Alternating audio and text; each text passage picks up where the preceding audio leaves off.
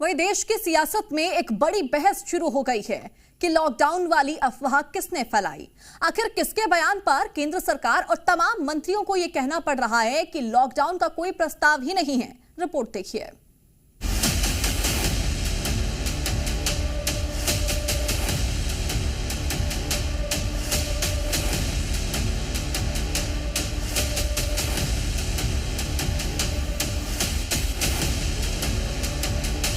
अब ये हद नहीं तो और क्या।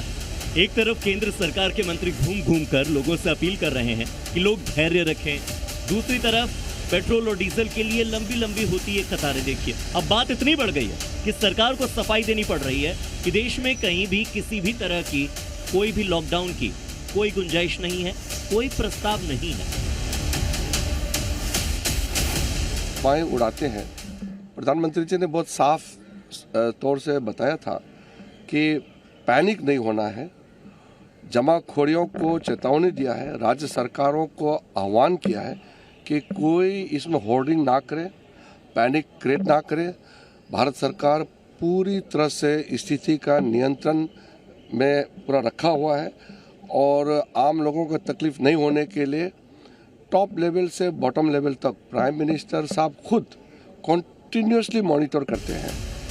रिजिजू ने लॉकडाउन को अफवाह कहा, लेकिन केंद्रीय मंत्री गिरिराज सिंह 2 कदम आगे बढ़ गए।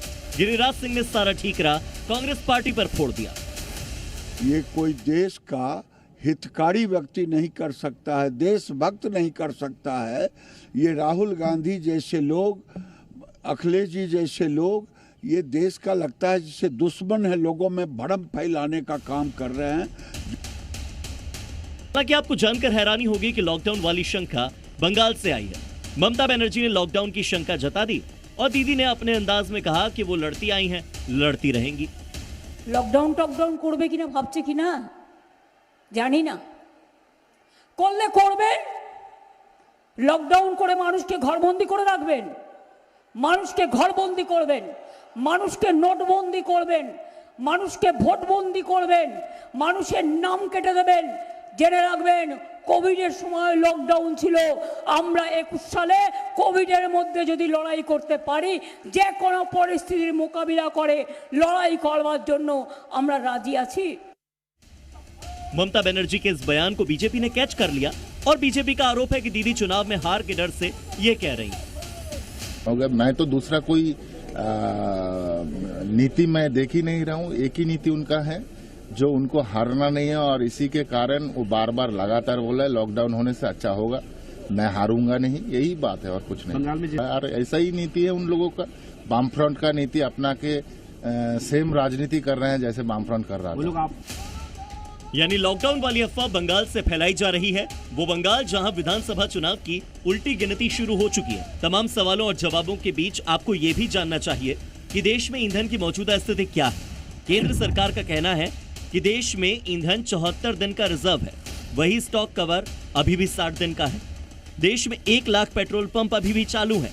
कच्चा तेल 41 देशों से इंपोर्ट हो रहा है। देश की सभी रिफाइनरीज चालू है। एलपीजी प्रोडक्शन को 40% तक बढ़ा दिया गया है। रोजाना 50,000 मीट्रिक टन एलपीजी का उत्पादन हो रहा है, जबकि इंपोर्ट की जरूरत रोजाना 30,000 मीट्रिक टन की है, जबकि हर दिन 50 लाख सिलेंडर की डिलीवरी हो रही है।